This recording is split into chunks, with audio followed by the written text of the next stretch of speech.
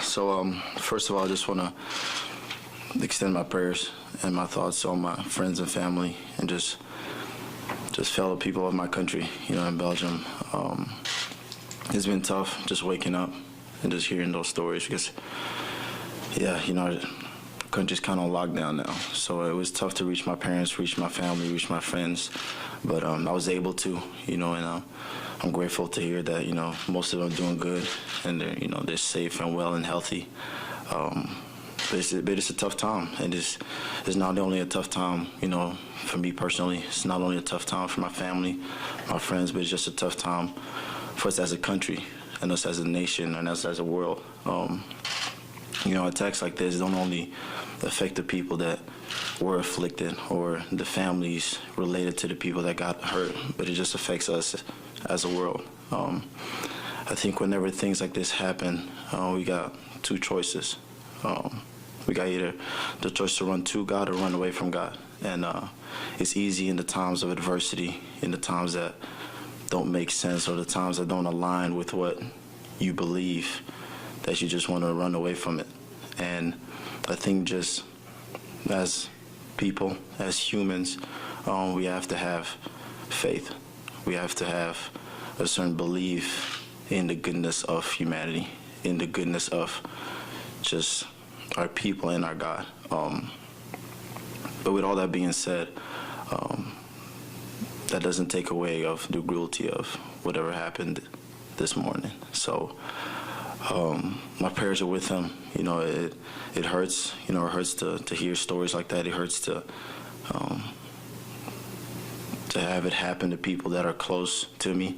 But with that, my God is so good, and I still have faith in all the things that He has proclaimed in His Word. And with that, I'm just going to keep having faith, and I'm going to keep positive. So, with that. Okay. Let's go ahead and take questions. We'll start with Cecil, and then we'll go over here. Reverend, thank you for coming. How familiar was that scene to you? How many times have you departed at Brussels Airport? Gosh. Looking at that. Honestly, probably over 15 times. So every time I fly here, I go through Zaventem, Zaventem Airport.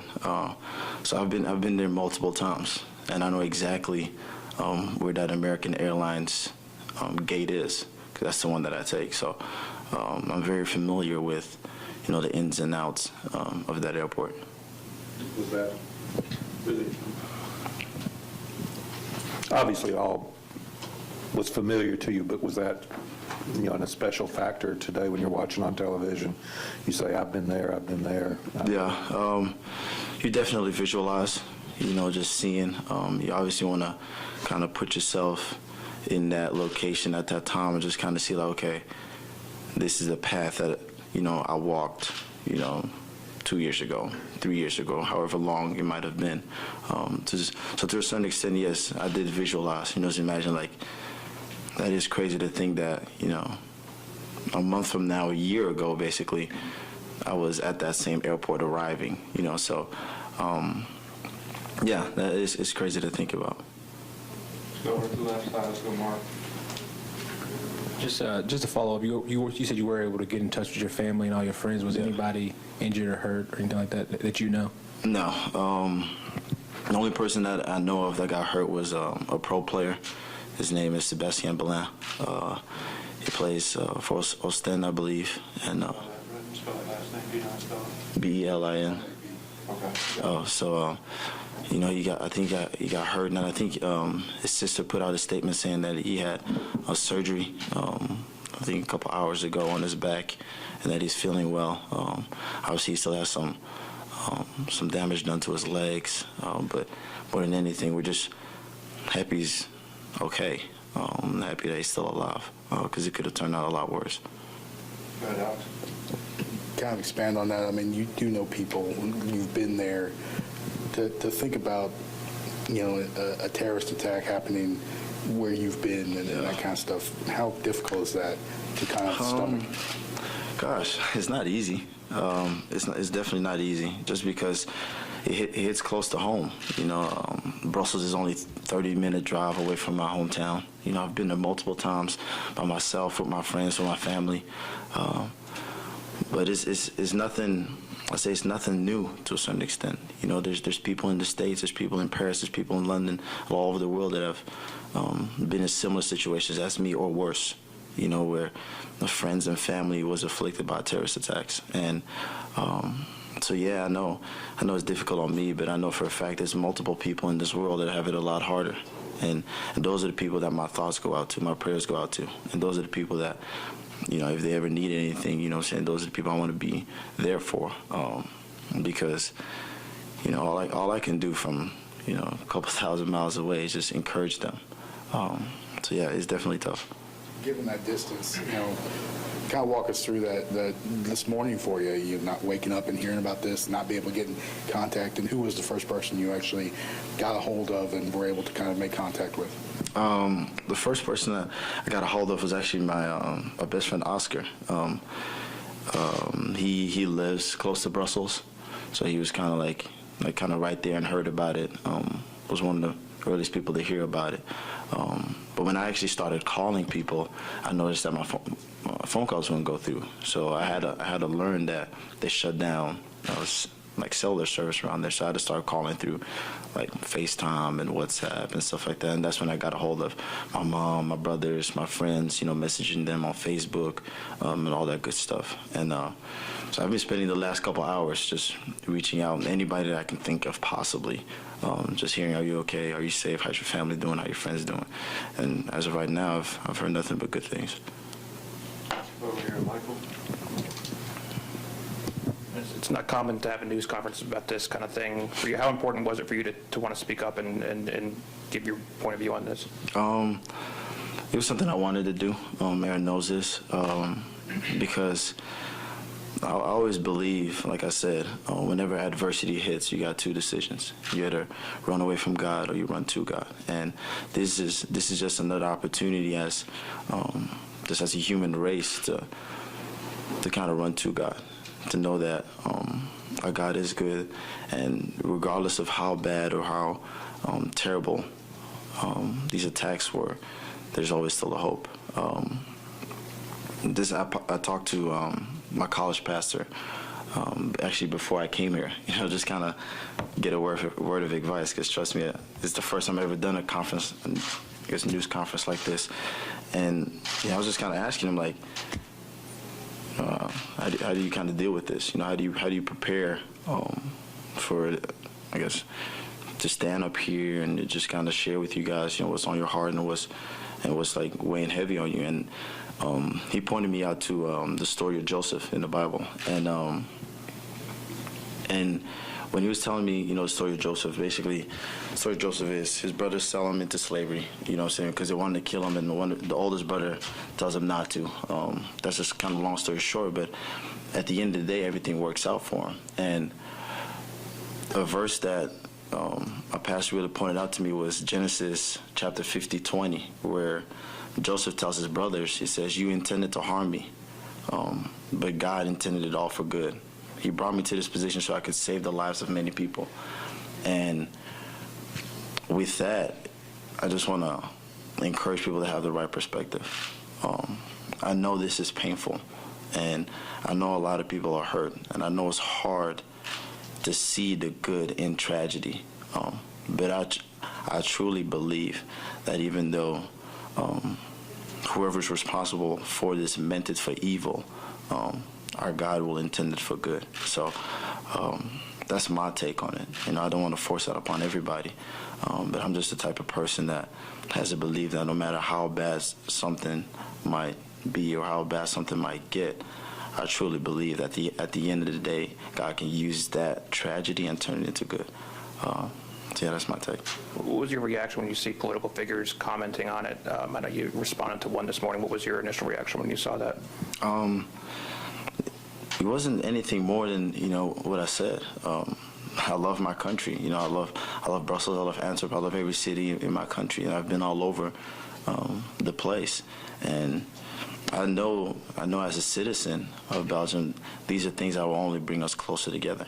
These are things that would only unite us and make us stronger. Brussels is still a beautiful city. Tragedy is not going to change that. Adversity is not going to change that.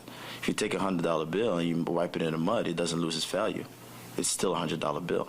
And that's what I believe with the city of Brussels and the country of Belgium, that regardless of the adversity or anything that we might go through, that doesn't take away who we are as a nation. That doesn't take away the beauty and I'll say just the honor that we have in our country. Bretton, I think it's fair to say most of us in this room don't have a great deal of knowledge about Brussels, but given the political hub that it is for the world, is this, God forbid, something that you feared or expected might happen in a city like this? To a certain extent, you always fear things like that happening, because obviously those are things that are outside of your control. Yes, I do think that it doesn't help that, Brussels is the hub of the European Union and NATO and stuff like that. So that doesn't really help our case. But that just happens to come with the responsibility that we have as, a nation. That comes with it. Once you're a big city and you have big political figures that fly in and out the country for, however important meetings, that makes you more susceptible to those attacks. But with all that being said, again, those are things that are outside of our control. So, okay, with it being Brussels, it could have been in any other city. Now that is Brussels, now we can kind of make that speculation. Does it have to do with the fact that it's a huge political hub? We don't know that. But I do know that it happened, and I do know that from now on, we got to move forward into being stronger, looking at it the right way, and just growing as a country. Let's do a couple more questions. Redden, any thoughts on when you may be returning back home and, just any concerns that you may have with that next trip? And also, just how's your family doing right now when you finally were able to speak with them? Yeah. As of right now, I can't fly in the country. So, yeah, obviously, me flying back home will strongly depend on whenever they take away, the lock, off of flying in. So that'll strongly, affect when I get to go home. But no, I won't fly in fear. I won't live my life in fear. Because then again, the Bible says, saying He gave us the spirit of courage.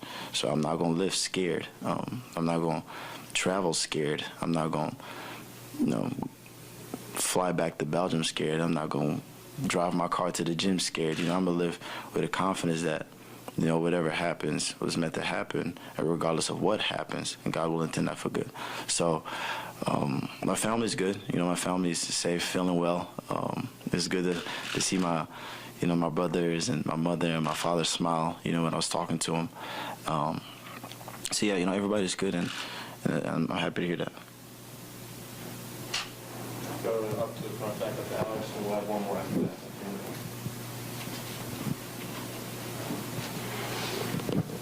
Just want to ask, your family was here recently, right? I guess your brothers were even here this weekend, and then they flew back themselves, right? Oh, that was, I think, about 2 weeks ago. Oh, 2 weeks ago. I apologize. Okay. So, just thinking about the fact that they travel as much as they, does that at all, affect you? Again, you want to say it doesn't, but you can't help but think about it. But yeah, it's crazy to think that my parents and my family were here just only a couple weeks ago. So I'm glad they made it back safe. But an even crazier story is one of my best friends. So just to kind of explain that connection, flew in like at midnight. So. Just a couple hours later, and that could have been a complete tragedy. So there's a lot of people that kind of escaped it, whatever happened. But yeah, I won't let it affect me. Obviously, nobody can travel as of right now. But once they lift the ban and people can start moving in and out, I know security will increase, so it will take a little longer to get in the country. But I'll be flying. Just comfortably, safe and sound, just ready to go see my family. And kind of a broader picture, this is the second time we've spoken to you about terrorism this year and really this season. when you think about kind of the broader impact and what does that do for you? I mean, does that, when you think about all the terrorist attacks that have been happening more recently, ISIS and some of those, organizations out there that are willing to kind of go that far, what does that do for you? More than anything, it just want to make me help. I watched a press conference by Obama where he said, as a world, we need to unite against terrorism, and I couldn't agree anymore. What that might entail, that's above my pay grade.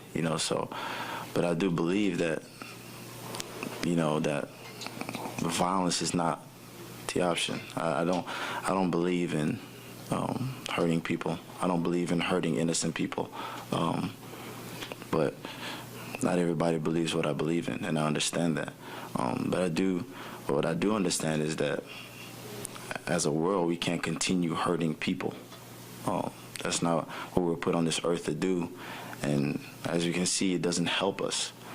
So however we have to fix that, however we can come to a unified decision on realizing we need to start loving other people, that as soon as you decide to help somebody, they will want to help you back, and that the best things that you can achieve in life are done in the form of relationships, not wars. I think that's when we'll start moving into prosperity. I think that's when we'll start moving into just growing as human beings and growing as a world. But as long as we keep thinking that violence is the answer, I mean, there's not much I can say or do.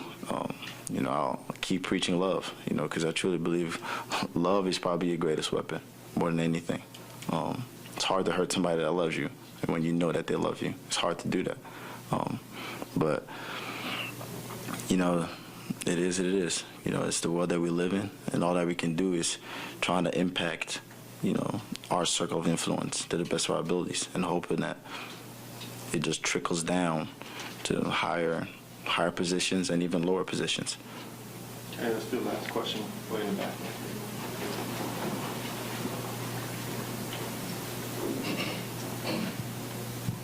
I'm not sure if you knew this, but a recent terror suspect who many believe was involved in the France or the Paris terror attack a couple months ago was captured in Belgium. Mm-hmm. And apparently he was being hidden in neighborhoods for months up until this past weekend. Yeah. Can you just kind of talk in general, how do people in Belgium feel about America and the West and the American way of life, and I guess to a certain extent how some of our allies like France and other European nations are having to deal with the threat of terrorism as a result?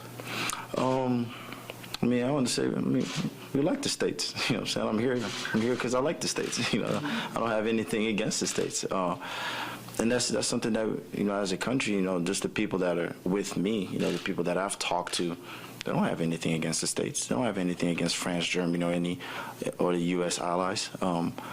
But more than anything, the threat of terror is not limited to the U.S. and its allies. And I think we've seen that it's a worldwide issue. So, with that, it becomes a worldwide problem. And I think the only way to solve a worldwide problem is to come up with a worldwide solution. So that brings you back again to Obama's statement where he says, as we got to unite against terrorism, as a nation, as a world. And then I agree with that. But yeah, again, that's above my pay grade. All right, thank you all for showing up today. I appreciate it. Thank you. Yeah.